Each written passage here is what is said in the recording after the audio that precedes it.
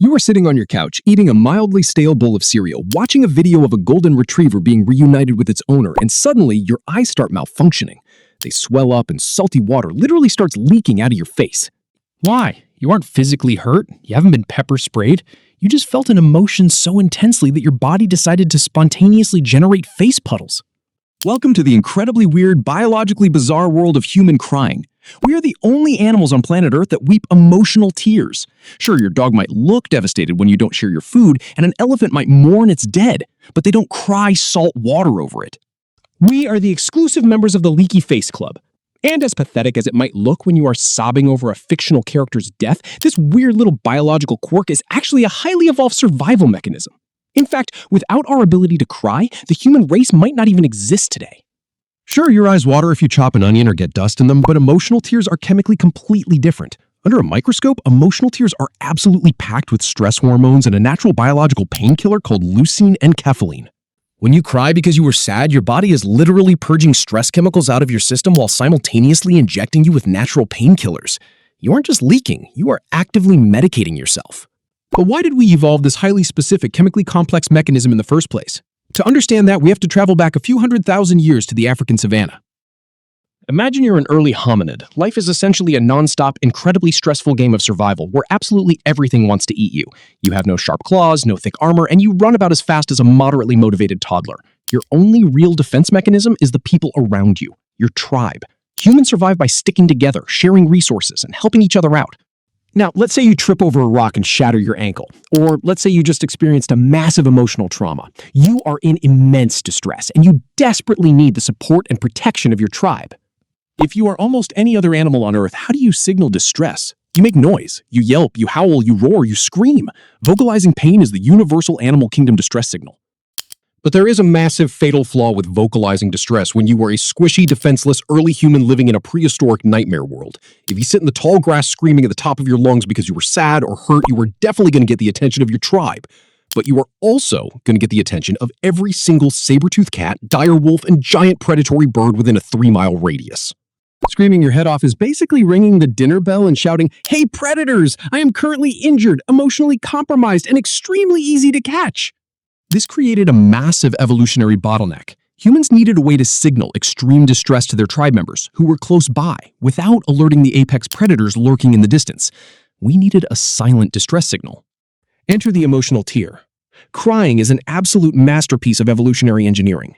Think about what happens to your face when you start to cry. Your eyes well up and get highly reflective, catching the light. Your cheeks flush red. Your facial muscles contort. You produce a high-contrast visual display of total vulnerability. If a fellow tribe member looks at you from a few feet away, they instantly unmistakably know that you are in deep trouble and need help. But if a lion is sitting 50 yards away in the brush, they cannot hear a thing.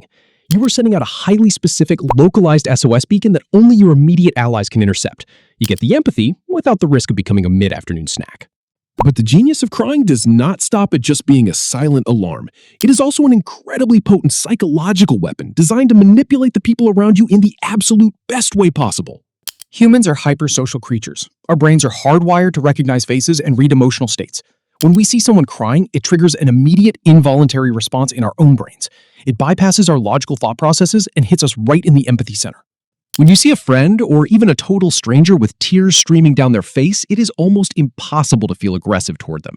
That is entirely by design. Crying is the ultimate sign of submission and helplessness. When your eyes are full of water, your vision is literally blurred.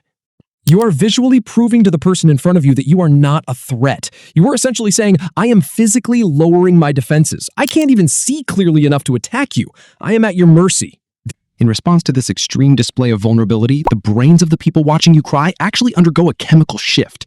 Seeing tears triggers the release of oxytocin, which is widely known as the bonding hormone or the cuddle chemical. Oxytocin promotes feelings of deep trust, maternal care, and intense social connection.